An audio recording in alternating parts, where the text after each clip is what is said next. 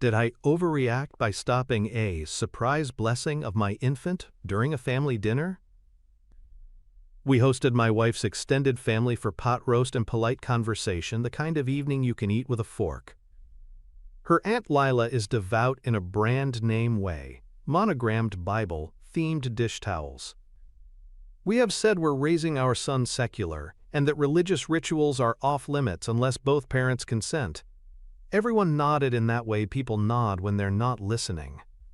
Halfway through dessert, Lila stood, cleared her throat, and produced a tiny vial. Just a small blessing, she said, as if she were offering pepper. She touched our son's forehead. My wife froze. I moved. I took the vial gently, placed it on the table, and said, "No rituals."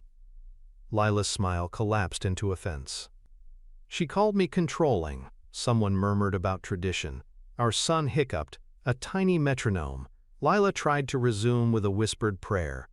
I stood between her and the high chair like a very committed napkin holder. "I am not stopping you from praying," I said. "I am stopping you from using our child as your prop."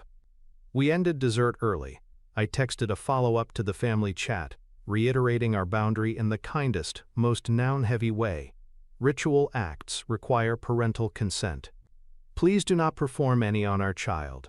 The next morning, my father-in-law, who usually avoids choosing sides the way cats avoid bathtubs, called to say he'd spoken to Lila. He told her faith should be offered, not applied. Then he and my mother-in-law dropped off a casserole and an apology card, addressed to our son. "Sorry, little dude, adults are weird." No grand confrontation, no exile. Just a new rule installed like a child lock. At the next family dinner, Lila brought store-bought cookies and a careful tone. She asked if she could say a private prayer over the meal. We said yes.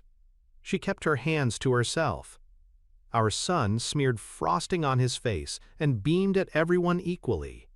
The room exhaled. It wasn't dramatic, but it was ours to decide. That was the whole point. Am I the a-hole for stopping a relative from blessing our baby without consent?